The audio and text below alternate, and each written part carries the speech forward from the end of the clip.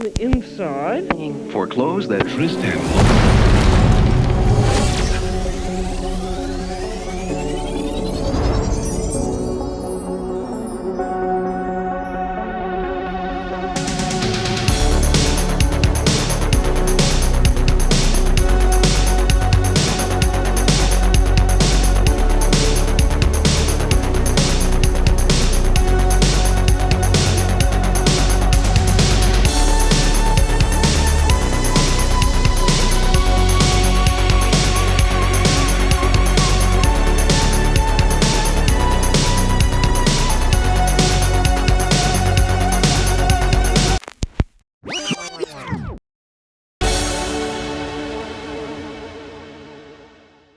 All right. Welcome everyone to Money Me, the series that's going to turn your pricing woes into pricing woes. We're excited to have our first dynamic duo on the show with Danielle and Mason of Edgar, Allan, a brand to build Webflow Enterprise Partner Agency, the back-to-back winners of Webflow's Agency of the Year. They'll probably three-peat next year, so we're looking forward to kind of bringing them back on to celebrate that. No pressure. Danielle is the Director of Business Development, and Mason's one of the co-founders and managing members. But before we open it up to both Danielle and Mason, we want to ask you all to subscribe to the channel so you don't miss out on any content just like this that will have your pricing projects like a boss instead of the usual guessing the number, jelly beans in the jar approach. So yeah, thanks again for both of you to take time out for the show. We really, really appreciate it. I think we'll cover a lot of ground just based on you guys being around so long in the little world that we're talking about. So we're really excited to dig into that. But before we start, can you guys maybe talk about, Edgar Allan in general, kind of how you started, the quick intro of where you started and where you are now kind of a thing? Sure. I can give a quick overview on, where we are today. I'll hand it over to Mason to talk a little bit about why he decided to start Edgar Allan, but we are a 45-ish person agency. We started off here in Atlanta about 10 years ago. During COVID, we decided to go fully remote, and we've been able to expand out into Argentina and South Africa, Serbia, and then a few other folks are sprinkled throughout the US. While we're known as, a Webflow enterprise agency partner, we do a lot of really other awesome things. So we start off at brand strategy, help out with, content design, and really thinking about story throughout the entire project. And then the end result is a Webflow project in most cases, but there's so much more that we can do to kind of set our Webflow projects up for success. But Mason, I'll let you talk a little bit more about, why you decided to start Edgar Allan. Yeah, well, thanks, Danielle, and thanks for having me on today. I'm excited to have this conversation. I think it's really important. And, I was fired from my last job. Like I was at an agency and I had, most big agencies, the thing they don't tell you about behind the, really pretty like pictures of offices and things along those lines is it's kind of an escalator to a second floor that isn't there. And so it's like, you're promoted, and you're fired because you're too expensive. And it's a pretty common kind of growth path. But that was maybe the impetus, but it wasn't the why. So I can kind of joke about that. But the why was just, I had an idea that, I wanted to explore what it would mean to approach design through the lens of story. And I love technology. I love building things, but I think sometimes the technology can get in the way of what we're really trying to do, which is just connect one person to another person and, have those people relate in some way. Even if it's just like a, B2B site and, someone that's trying to, get some software for their business. I mean, that's an important decision they're trying to make. And this is an important thing that they're trying to get out into the world. I think when I was getting started, and we started about almost 11 years ago. I've been, I was fired 11 years ago, and it took me about 6 months to get up the courage to actually say I was going to start an agency. But when I think back, a few things. One, I didn't have a website for the first 2 years we were in business. And the way that I sold projects, and I think the biggest mistake people make is that they often will go and try to sell an idea as opposed to an approach. And I think if you can sell an approach and you can put a price on that approach and you can define the variables, we've seen really good success.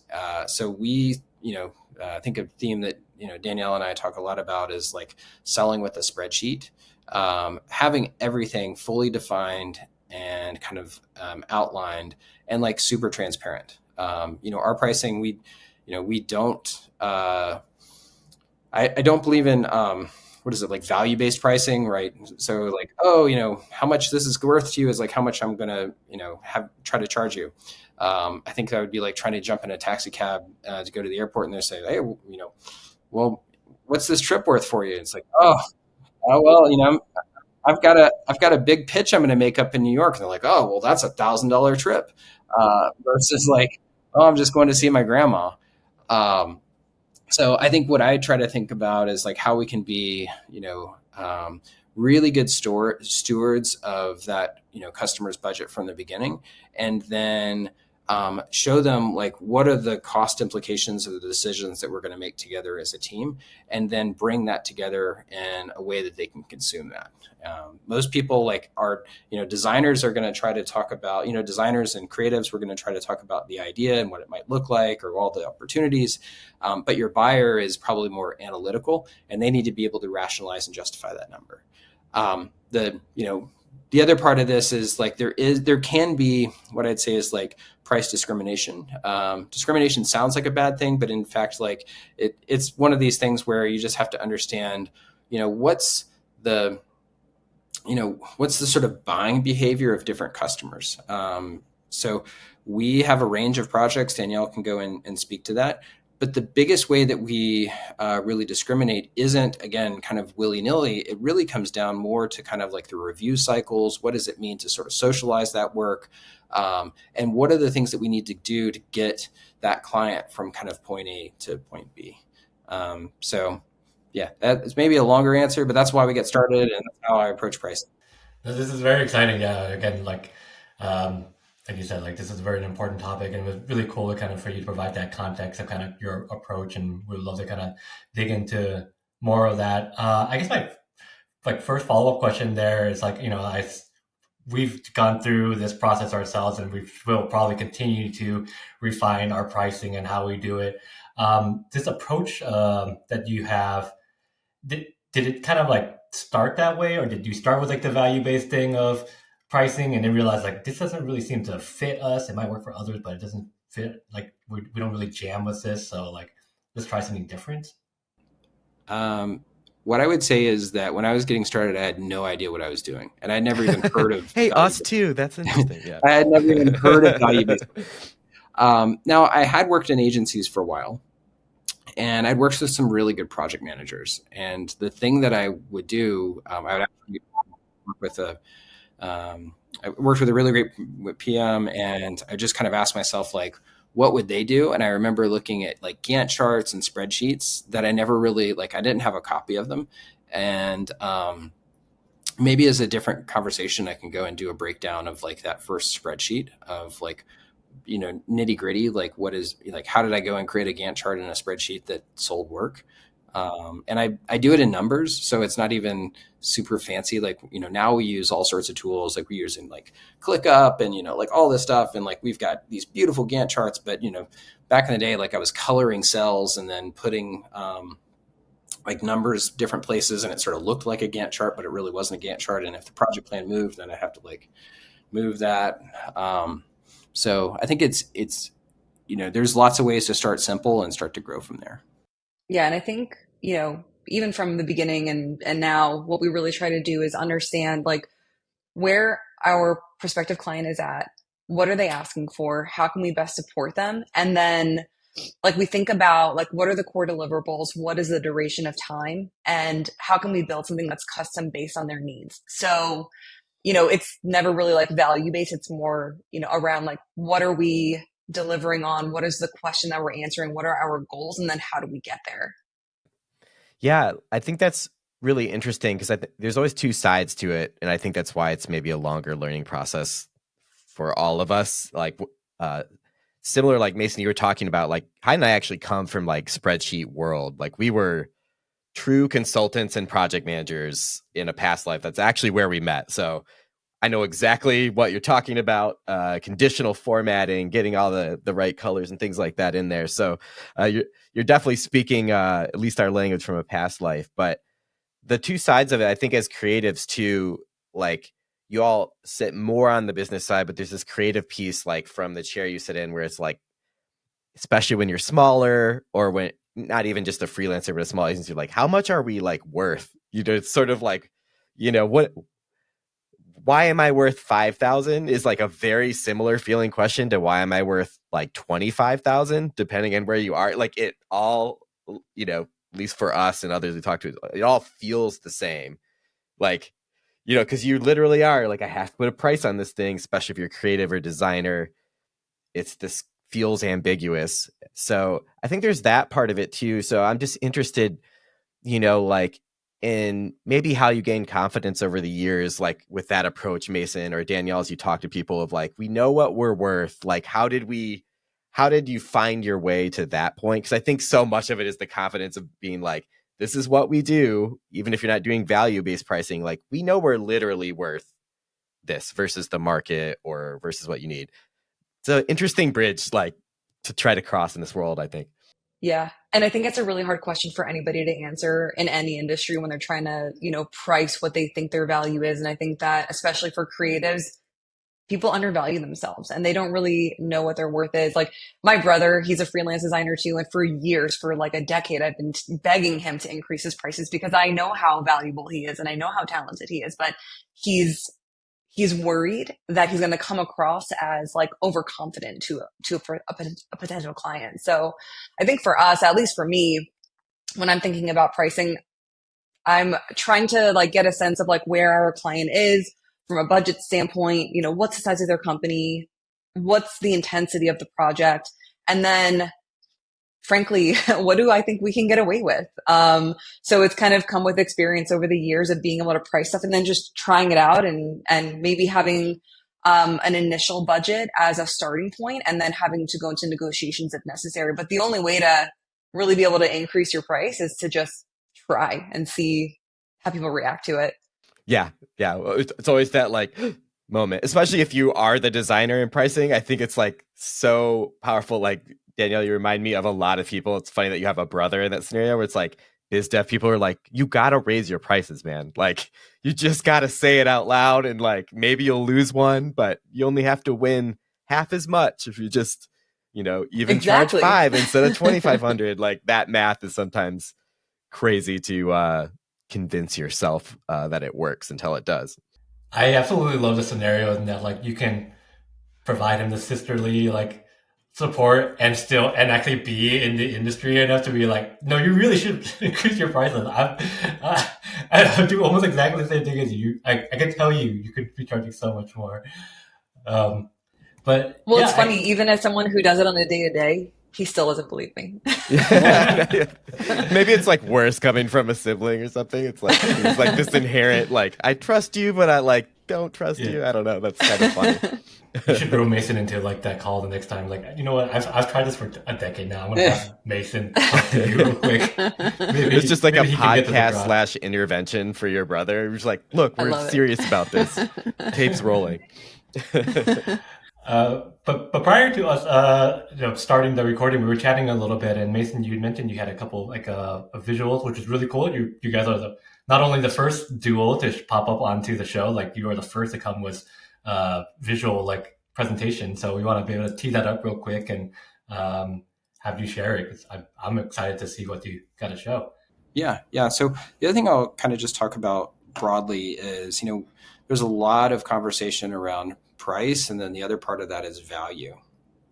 And I think for when Danielle and I are talking with different groups, we really try to emphasize like what's the value and what's the benefit that we're bringing to a project.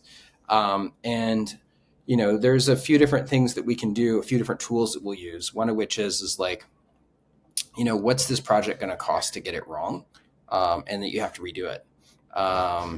The other thing that we will talk about is not just like, what a lot of we do a lot of work within Webflow, but we actually didn't make, when we worked within Webflow for 9 years. Webflow was a loss leader for us for probably the first 5. So we didn't actually make any money on the Webflow project itself, but we would do a brand to build, and then we would make money on like everything else except for Webflow. And one of the reasons was because we had to kind of price. We were pricing so aggressively to just like, we had to really sell Webflow as a platform. And so we had to really price that aggressively, but that we could price everything else, I would say, more competitively. Other things to look at are, every once in a while I'll go on kind of, Greenhouse or something along those lines, or I guess it's like Open Door, where you can go and see like kind of what are roles and rates, kind of those going for. Glassdoor. Glassdoor. Yeah, there you go. Yeah, I was like, it's been a while since I've looked on Glassdoor. Yeah. That's a legitimate excuse. Yeah.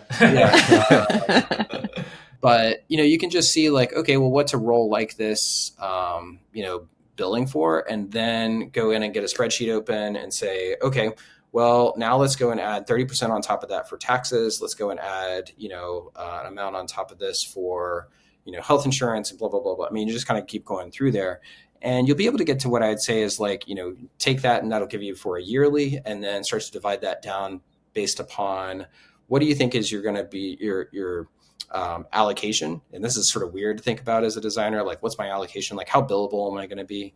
And then, I think anywhere from 50 to 80% allocated is pretty good. And then starting to be able to see like what does that start to mean for an hourly rate? Yeah. And I'll add to that quickly.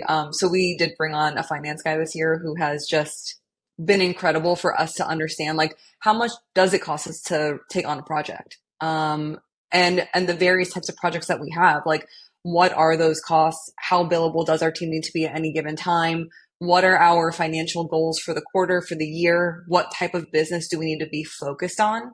So that also gives Mason and I a lot of really good information as we're going into these conversations to figure out like, well, how do we want to price this project based on, their goals and our goals? Yeah. Just to like narrate a little bit, if you're like a smaller agency or like can't bring a finance person in like that, those questions are super powerful, and ones we talk about more and more all the time, even as a smaller agency. It's like, still ask those questions. Like, even if you can't get the math, like, down to the decimal point level or whatever, it just by talking about them, there's so much awareness just to be like somewhat intentional as best you can. I think it gives you such an edge, like, especially if you're smaller, like you need to be almost more efficient in some ways, as a smaller agency. So anyway, just wanted to kind of mention that and frame it like those are things I wish we would have been asking, like, year 1, year 2. I think it would have been a game changer. And with that, you can start to, and again, like we didn't have a finance person for 10 years. So it was like me and spreadsheets, and there's just starting to open it up and ask those questions yourselves and running through scenarios and not be afraid of the math. So it doesn't have to be anything more than really like high school algebra, or like I studied algebra in college because I didn't finish it in high school. So that's just like even where I am. So like, it took a while to get all that straight. And then the flip side of that is the type of project you can take on. So fixed fee versus hourly. We do both. And then where you're making the investment. So as I said, Webflow was we were kind of giving that work away for a while because we were just trying to get traction within the platform. And now we, do fine across the board. But, I think have open eyes around like where you're making investments. And we would actually, when we were first getting started, I would think about my work in terms of 80-20. Also shout out to 80-20, Matt and the crew. But and really thinking about it in terms of what I'd call like runway and takeoff. So our runway work was just stuff that we could do like super straightforward, nothing fancy, paying the bills, and I could go from A to B and like not have a lot of stress. And that's really good in terms of creating that baseline runway. However, and the flip side of that, I would make sure that there was at least 20% that I was doing that was going to be those takeoff type of projects. We're really stretching and investing, and it's like not about making, money, but it's more about kind of portfolio and pushing. And I think emotionally separating those two and having kind of like that emotional clarity adds so much, like it reduced the stress of me feeling like, gosh, I'm not doing enough or whatever, so that I could focus on, okay, if all I'm doing is creating runway, I'm really not going to get anywhere, right? And I'm not creating runway, I'm really creating an interstate. But if I don't have enough runway, then I'm going to crash on my takeoff, right? So that's sort of the way that I was looking at it. And having that emotional clarity was allowed us to just like do the basics, get that going, get that right, and then from there start to level up. So looking at fixed fee versus hourly, another thing we'll do is we'll ask clients like what budget they have set aside, and then I'll actually talk with them sometimes around how they might need to think about that. And so we'll talk about like, hey, I think that's a great level of investment. Let me tell you kind of like how I would start to break that down back of the napkin. And I want to make sure on that first call that they have a sense of just like what that level of investment is going to get them. And so, I've been on calls where like, we've got $1,000, and I'm like, all right, well, I mean, you can go and hire maybe someone in college that's going to work for, $5 an hour, but you're looking at probably like 3 to 4 weeks worth of work. Like, and again, this is getting into what level of risk they're looking to take on versus like the success they're trying to get within a project. So that's a way to be able to start to get them to go onto your side to say, man, yeah, I should be paying you like, and, then you can look at like what are sort of standard rates out there. And then at that point, kind of asking the question to be able to bring them further and further to say, because like, yeah, I would love to walk onto like the Lamborghini dealership and say like, man, I got like $1,000. What can you get me? Yeah, I've definitely tried to buy a Porsche and walked out with like a Porsche hat. Which was what I could get relative also, to my budget. Let me just say, like, as a kid, like I've always wanted the Diablo, but I think I would feel like such a, like, I just couldn't emotionally drive around with it. Yeah, it hits a little different as you grow up. Like, I lived in Southern California for a bit, and you'll just see that car driving around like in a neighborhood. I'm like, that's not even what it's for. It's like a legitimate race car, and they're like just stalling out on the side of the road. I'm like, okay, yeah, maybe I would just downsize that car if someone gave it to me. A lot of cool cars out there. So anyway, but yeah, I think that's just to say, like, there's a lot that you can do just within those initial conversations, and to talk through, I think, what is like, where in the market, what's the sort of market looking like, and then how, they can start to approach this and where there might be risks for their project. And that gets me to something. So I do have something that I've queued up here, and it's really, it's wild to think about, there's a lot of work that we do within the Webflow space. And there's talk about what's it going to mean for Webflow to move up market. And I can hear, there's some kind of trepidation around like, man, are they going to like, what's going to happen? Are they leaving all the kind of like independence behind? I would say that this is probably one of the best things that Webflow could do. And often like there is the idea of like a rising tide lifts all ships, but there hasn't been necessarily that tide to be designed as well as maybe everything else has. Now I see that there's a real effort to be able to say, this is a serious platform and it should be considered a serious platform. We actually started working in Webflow because we were so frustrated with Adobe Experience Manager. And I don't know if anyone's worked with the AEM, but it feels like a scam. And I think they have that on their website at this point. Yeah, like if anyone is Adobe and they work on that product, I'm sorry, but I'm just going to say it like it is. Like, this tool is probably one of the worst things that I've ever experienced. And I feel like it's sold, in Las Vegas over steak dinners, and, you walk away with an AEM license and a tattoo the next morning and you don't know. 11 years later, you're like, what? Yeah, 11 years happened? later, and you're just sort of stuck in. And the thing is like, not only is that license, but it's like the sort of like the multiple of service fees that happen on top of that. So an average AEM license can be anywhere from, like $200,000 to $300,000 a year to $1 million plus. Sitecore, same type of thing. That license can be, just the license, 100 to 200,000 on average. And the worst part is like, you would think like you get this license and it's just like, oh man, you can do anything. At the end of the day, it's compiling down to static HTML. The authoring experience is probably, I mean, it's 20 years behind where Webflow is.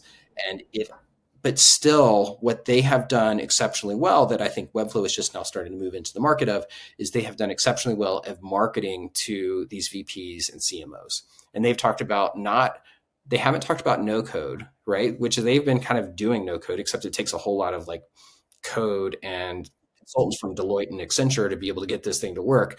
They talk about it in terms of authoring, but they've been able to speak to that end value. And then what that has provided is a service provider market that can go in and support that. So I've got a couple of slides that I was going to queue up here, and as an independent or a small agency, why should you care? And I think the only thing that I want to point out is that there is money to be made out there. There are big deals that are to be had out there, and we see the downward pressure. So I think the biggest challenge that we see as an agency is we're at the top of the market. So we're kind of in this messy middle, in that we're no longer the 5-person agency that we were, 11 years ago, but we're not a global service provider. But we can work at that level as a global service provider. And I think a lot of the people within the Webflow community are at the level where they can go in and hit at a provider level that is probably more than where they have been. Now, I will say this, I will caveat that and say, I think if there's one area that as a community we need to focus more on, it is project management, strategy, content creation. If there is any, like, that is our secret sauce, like that is how we win. If we compete against another group that is build only, I say all day long, like, we're probably not the best fit. You can go and get this, like it has become kind of like the baseline, but the place where, and you can say like, all day long around how you build different and whatever, and like, but it's going to be marginally better than the next person that's going to be on the call right after you. The place where that, impact can be. So it's like, make friends with a writer. Like, there are strategists right now that have been laid off from like really big, amazing agencies. It is a great time to talk with them and see how you could pull them into projects, pull them into a pitch. Also, don't have anyone ever work for free or pitch for free. So have some type of baseline budget that you can assign, even if it's mostly just so that they can get lunch, or it's like a token of appreciation. But that's probably the thing that, again, cost versus value, where you can up level your value and then start to hit higher into that bigger echelon. And I just want to be able to kind of talk more broadly around the so the kind of, the budgets. And so often there is this idea, and I can't see y'all, so you just have to interrupt me, that, hey, if we were to look at, reducing our development budget, that more of that budget can go towards content, user experience, testing, design, like all this stuff, versus like on the Sitecore AEM or WordPress, Drupal. Those are the other ones that I would put into that category. Drupal and WordPress start to get in enterprise scenarios, and we can talk about those later, but I just wanted to be able to show the sort of spectrum of what this starts to mean. But the reality is that there is a correlation that happens between the platform and the providers. And there's kind of like these averages of multiples that you see out there in the market. So as I'm talking, today on kind of like this podcast, I'm also, this is like to anyone out and the, as we're thinking about like what it means to market Webflow as a whole, it is like, how do we go and push up market? How do we start to bring more value to these customers and start to be able to bring things more than just development, but then looking at, again, like, customer experience, like testing, like, man, that's another area where we've really developed a process, and we have a group, but you don't have to have a group. You just have to have a process and then be able to talk to that on the pitch.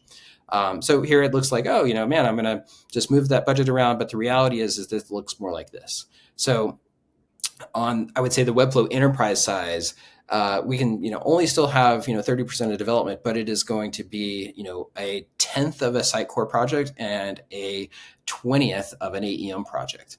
And these are, big engagements. Again, at the end of the day, it's just the internet. This isn't even anything super complicated. This isn't like Shopify or anything along those lines.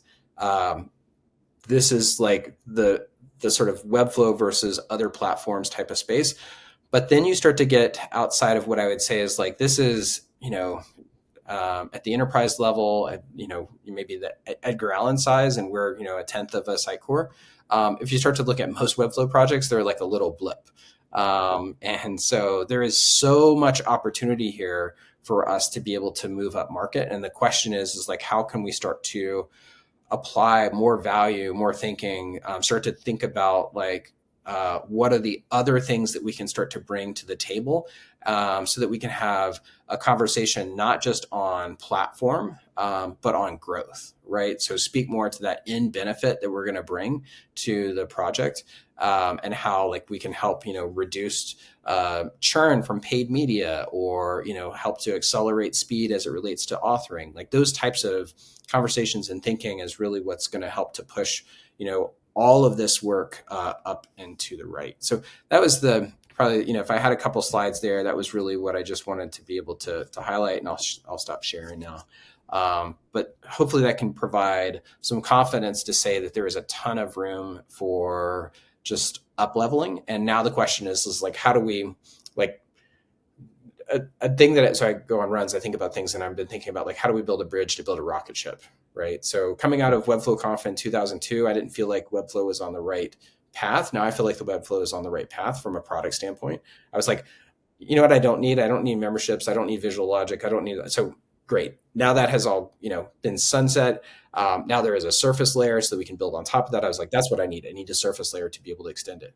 So great. So now we're on the right path. So second thing is like, we're on the right path. Now we need to, build a bridge to build a rocket ship. And I think being able to look at these auxiliary offerings will allow everyone to up level, and then we can start to move from, instead of racing to the bottom of the project. Yeah, I think that was it was a large feeling being at the conference this year. Like there's a lot of it like related to really cool actual, features or whatever. And I think they hit most of those out of the park, and what they chose to do kind of tied to what you said. But it's like, it really felt like everyone sort of like breathed a little bit of a sigh of relief, because it did feel like a time in which you weren't sure what they were going to choose. And I think that's part of this like larger feeling, not just the features of like, oh, okay, like these features relate to kind of what Mason, you were just alluding to. And I think it also allows, in that upmarket piece is like, the specialty you have might not just be your knowledge of Webflow anymore. It's a particular specialty within Webflow. And like that for me always framed like, okay, how big the world just got, instead of just being like, your questions from your clients are, do you guys know Webflow? Like now it's sort of like so big, it would be hard for like one standalone person to be like, oh yeah, I'm good at like all of this. You're probably lying like a little bit. You might have read the blog post or something on some of these things, but probably aren't like 1,000 hours into all of them. So anyway, like to your point, that was kind of my feeling, and something Hein and I talked a lot about with other people there. It's just sort of like, oh, okay, now we're kind of like cooking with gas a little bit. You can kind of see where this might go. An area that I would like to encourage people to be comfortable with this shift is that a lot of the way that, the marketing that needs to change, I think from everybody from Webflow to providers, is talking like support the building community, but market to the buyer.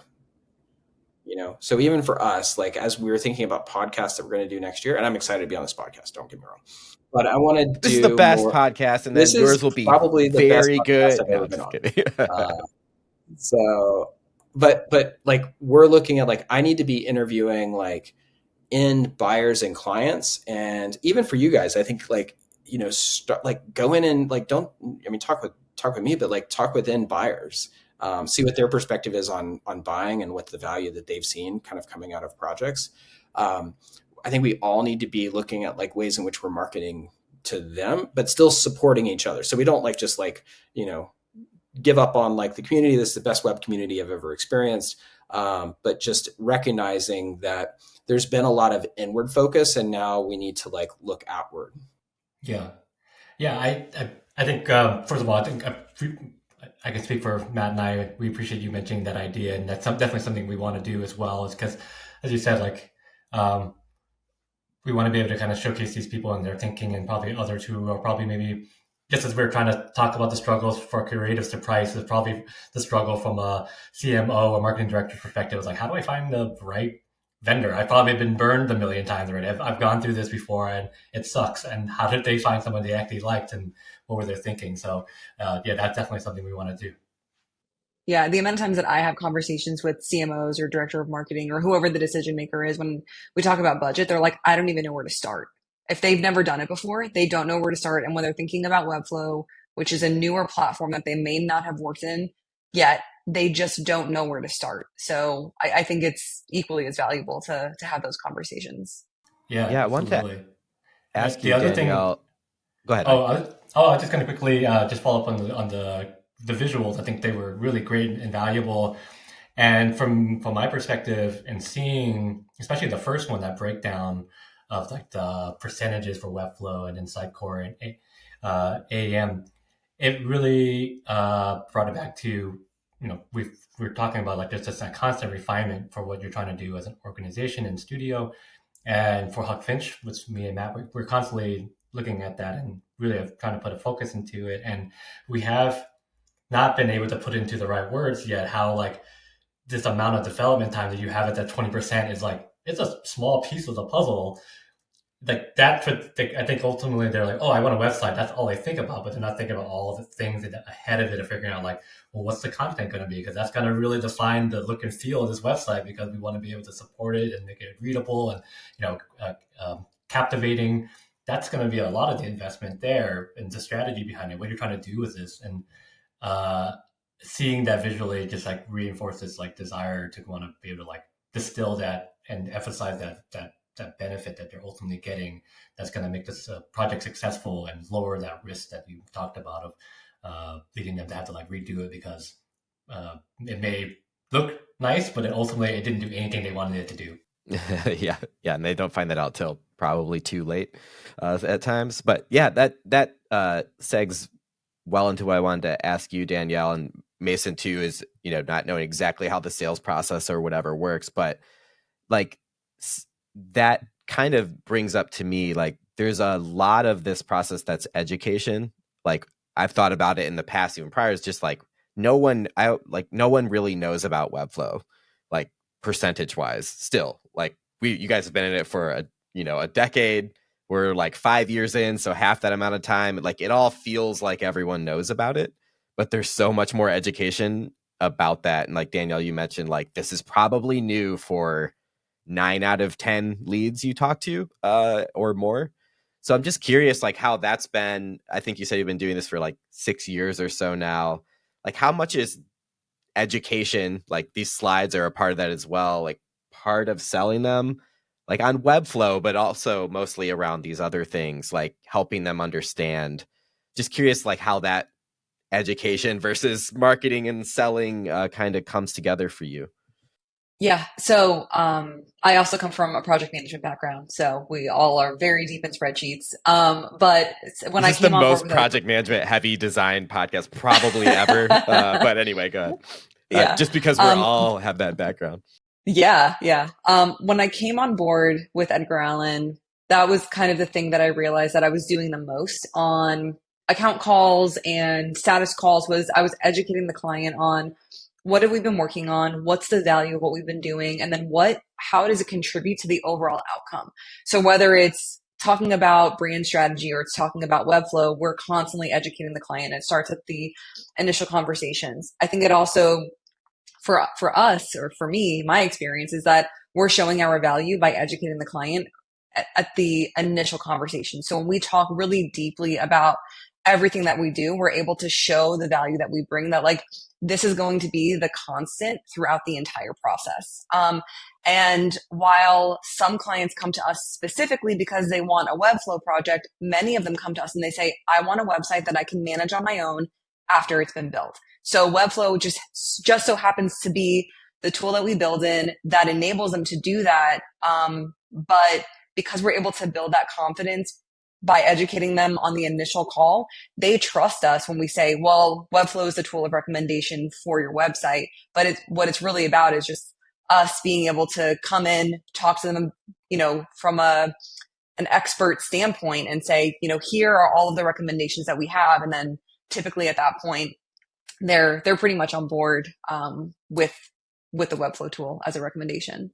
Yeah, I love, we think about that a lot, but more and more as you all have kind of like expand the context a little bit, not just around platform, but around also like, the process and approach. That's something like, that's another one of those like, wish we knew that in like year 2, we would have probably been a little further ahead of where we are now. But like selling our process and approach is more and more central, like not even by like year or anything, like every call. It's sort of like, how do we put a more of a magnifying glass on this? Because that's really who we are at the end of the day, is how you do things. The rest is maybe marketing and I think Mason, you mentioned earlier, it's like, you can only build so much better than the last person, but even more so, it's like they aren't probably going to even understand that difference no matter how well you do it, because that's not their job really, to like decipher build quality via my explanation of it. It's maybe you can show that you're better. You might actually be considerably better, but it's a really hard thing, at least in my experience, to communicate to somebody, because like, why would they even understand these nuances? Like that's not on their bullet points, probably on their agenda. So Danielle, I didn't mean to cut you off there. It sounded like you had something to say. That's okay. The other thing I was going to say is like the end result is a website that has good user experience and good strategy. But what the really important thing is like what is going on during the project, and it's the client's experience. So, starting off with that upfront education, transparency about how we do things, but then making sure that it carries through and that we're continuing to build that confidence of, we are doing what we said we were going to do. We're teaching you along the way. We're giving you the tools that you need. And then when you get the final result, you're going to be really happy with it, but you're also going to look back fondly on the experience that you had with your agency. Yeah. And another thing too, on that education part that I meant to comment on, was the trust that you can build. Like, you're showing that value right away. It's like the simplest, it's like, just be super helpful, like as helpful as you can. And that's usually from education, not like your marketing deck. Like there's a time and a place for those things as well. But it's another one of those things it's really hard to look a lot different on those like principles from your competition. Like, even if it's beautiful, if they appreciate design at that level, then they probably just design their own website. So yeah, I appreciate you emphasizing that client experience aspect too, because that's something that we strive to do as well, is really kind of emphasize that element of it. And because I think like, like having built like a number of different sites, like some where the experience was great, was wonderful for us, but there were others where we were like, we just need to get this thing launched because this was such a terrible experience. Like that website could have been incredible, but maybe the experience was terrible for that client. Or like, I mean, it's just gonna just dampen the whole thing. So I think like you said the whole time, it really emphasizing that point, and like how we look to improve the client experience and leave them like with the best like experience possible, remembering fondly the whole thing. That all connects everything that we've kind of been talking about, I think, from like, well, what does our approach look like in order to do that? Like, how do we build that confidence? What do we need in order to do these things, to give this incredible, 3-star Michelin experience kind of thing? I always think of the like project management of like, we should be guiding them, not dragging them through the process. Because like, it hurts to get dragged like for a 3-month project, 6-month project, however long it is. Like, that's a long time to just feel like it's a bit of a grind. Like, even if it's sort of like hitting the dates and stuff, there's definitely a very different way in which to get people from one place to the next. Yeah, we talk a lot about partnership, and we set expectations pretty early on around like, this is not a project where you just kick us off and then we go do our thing and then 3 months later you get a website. We need a lot of involvement. We need partnership. We let you know when we need your availability, but this is going to be an intense period for everybody. Yeah. Yeah, we share that same philosophy, and actually we were inspired a lot by a local food. I always talk about food because I'm all I think about is food. These are always right up against lunch too, so I feel like that has something to do with it. There's a local, like, they started as a deli here called Zingerman's, but they've grown like outside of that to be like a number of different businesses, and one is training because so many businesses go to them. Like, how do we create this like great customer experience? And we actually got the chance to go to one of their trainings, and what they have there that we've stole like pretty much entirely, but we give them credit always, is this idea of the 100 commitment. So, because for them as a trainer, they're like, we are going to provide the training 100%. We're going to commit to the training you, but you as a student have to commit 100% to learning this, because if everything you learn just goes in one ear and not the other, you're not going to apply this, and like this is going to go nowhere. I can give my best, and nothing will change. So when we talk about like kind of that partnership thing, we always kind of like emphasize that element as well. Like, we're going to give ourselves 100 to this, but you have to give 100%, because we can only create what you told us. Like, we're not experts in your field. We don't know what you want. We're not mind readers. You need to provide the quality of our work can only be as good as what you give to us, and it's our job to pull it out of you, but you have to like willingly want to pull it out. Like, be willing. yeah. Not be dragged. I love that. That's great. Yeah, they're awesome. It's just like an incredible business. Literally started with like a sandwich shop, and now it's like this. I think there's 700 or 800 people work across like 19. Wow. It's like So it's cool. a wild little story. For sure. Feel free to steal it as well. You can say we stole it from Huck Finch, we stole it from Zimmerman. Just like I don't remember the original sources, cool. but these. It's gonna eventually make its way back around to you guys. Knowing who started it, I think they would be happy with that. I think they'd be excited. So we'll move now into kind of like our final what did we miss words of wisdom section called Nugs. We've talked a lot about all sorts of aspects of value and pricing and that whole world as we've gone through. So we just want to kind of move in and lock some of these things in for the people who, I'm sure no one fast forwards to the takeaways, but in the case they did, maybe we'll hit on like our highlights and anything that we missed today. So, for either or both of you, do you have any like go-to tips on how to handle these like fun pricing conversations with clients, or like a quotable thing that you might tell somebody? It's like, I'm doing a sales pitch today, so for a deal that I really want, whatever it might be. What might you kind of impart on them, in the context of all this, that you think would be most helpful? I'll start, and then Danielle, I'll let you go. I think asking a lot of questions is probably the best thing that anyone can do when you're talking with someone you're potentially going to work with, and then kind of working through a series of questions around just like we could have a whole series on just like what are the questions that you start to ask, but about the project, like how this is going to work, like what's their team structure, how have they gone through this before, is there a successful experience that they've had, who else are they talking with, how many bids are they looking at, what are the other partners like, what's the sort of budget that they're thinking about, how have they gotten to that budget, what are the risks of not delivering, so I think that's the type of thing where when we're on a call, like we'll try to go in and have that. I think keeping and then I think addressing that. So we're not trying to work to just closing a deal. We're trying to work to are we a good fit, and we want to get to that conclusion as quickly as possible for them and us.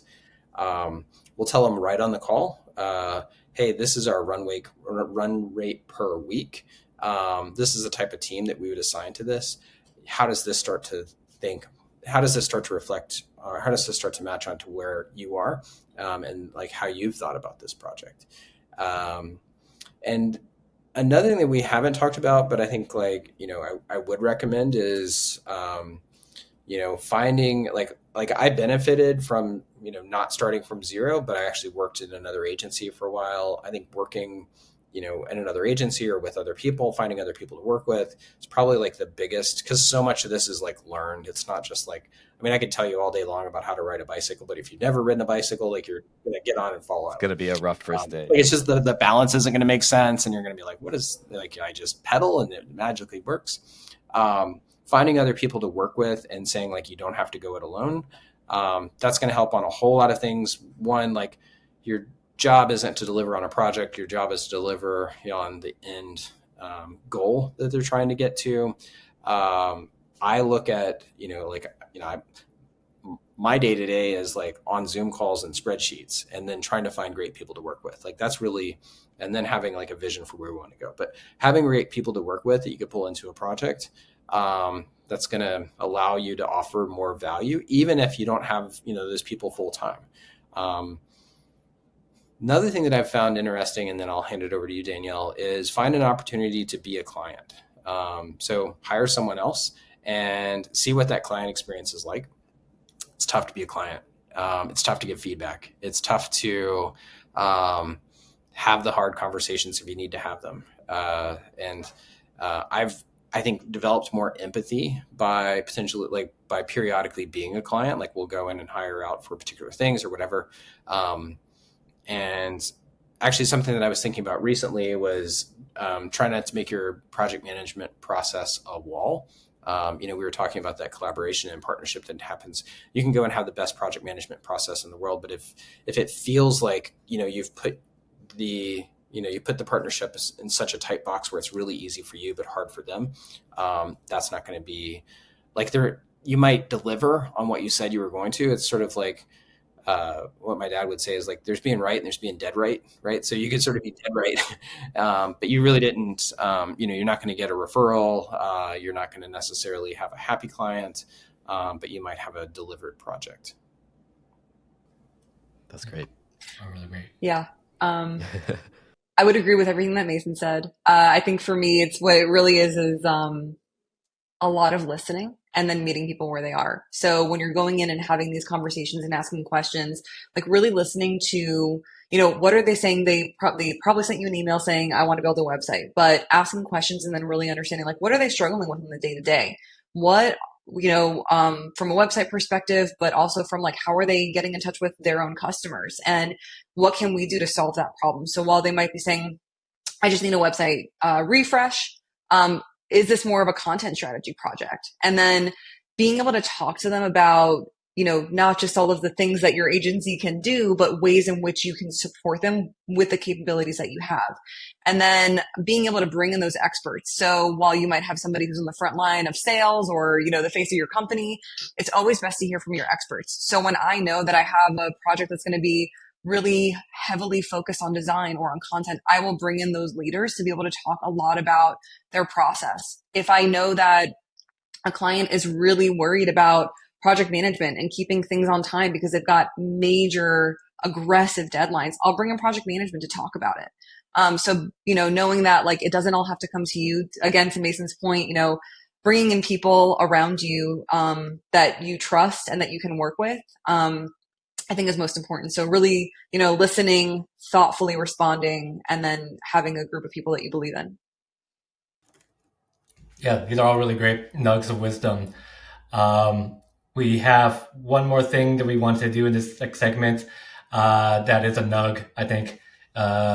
So before we go on to our can of shameless plugs, we like to do a thing where, since we're trying to bring more guests onto the show, that we allow our guests to ask the next guest a question. So we would like you to answer our previous guest's question. You may or may not know her. Her name is Kendra Rainey. She works for an agency called Edgar Allan. Her question to you both is, what's your favorite regional pizza style? Also from Edgar Allan. Yeah. So I can say I mine. love New York style pizza.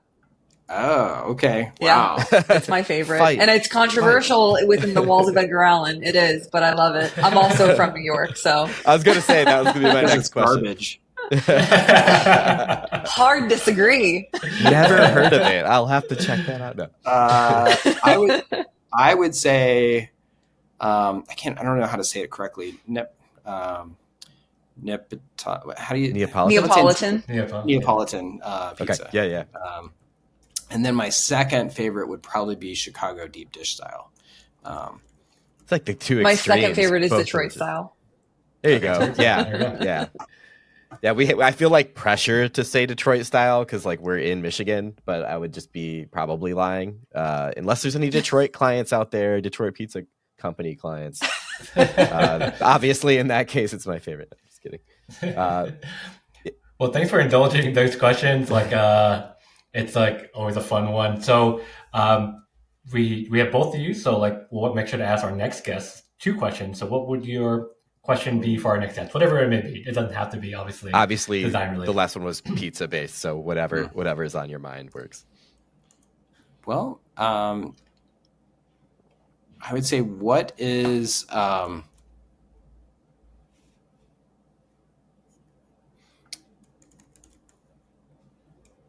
don't know. Like I've always learned a lot with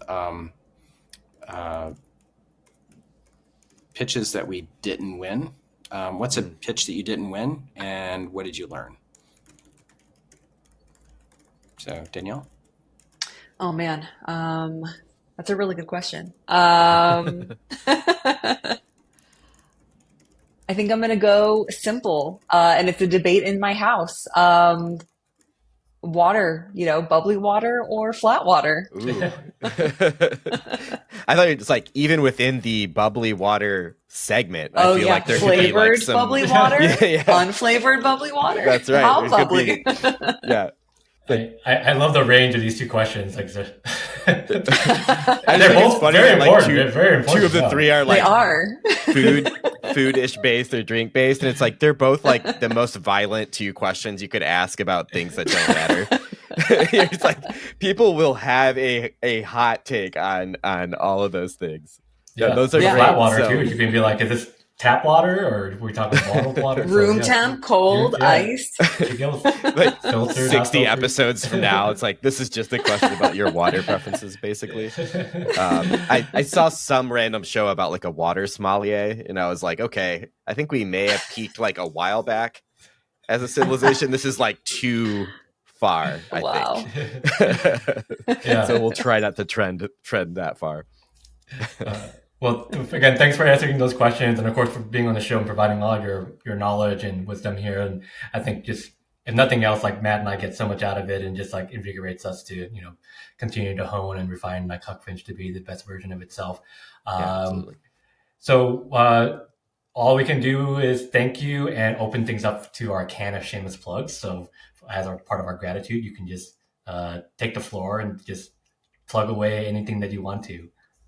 Danielle, Mason, I'll let you shamelessly plug. No, I've been taking the first question, so I'm going to let you take it. The kindest way to like punt back. I don't really have anything personally to plug, but I'm going to plug Edgar Allan. If you want an awesome website with incredible brand strategy, content strategy, come talk to me later. Like right now, it's like we're actually gonna put we're patching someone into the call now. Let's see. If I was to shamelessly plug, probably just be some people that I've been talking with recently. So like Hal over at Candid Leap, I just want to give him a high five. Matt over at 8020, really excited about what Waldo's building with web prints. If you go and get your logo printed from Waldo. It's so cool, and you can put it on your shelf behind you. You can send it out to friends. It's probably one of the best merch giveaways that we've done in a really long time. Speaking of merch, Slingshot is a group that we use. So it's like seamless merch. So they store all your stuff, and then you can just send a form to someone and they fill it out and they send it out.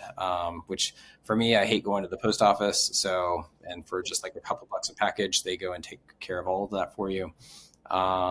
Slater, I would say that if you're interested in extending what you can do with JavaScript or with Webflow with JavaScript, we're building some really pretty fantastic tools there. And we're starting with JavaScript, but we're actually kind of looking at it as an entire like expansion layer. So look out for some updates that are coming. We're currently about to launch version 2. And for only $10 a month, you can have this really great platform and a community to be able to get help and advice with your JavaScript. So that is my. I was gonna plug Slater for you. Used it on the first project, client project we used it on recently, just trying it out. It was just super easy. I don't even have to like really think about it. So definitely awesome. Shout out to that. It's been great so far. Awesome. Looking forward to what you all build next with that. It's very cool. Well, thank you very much.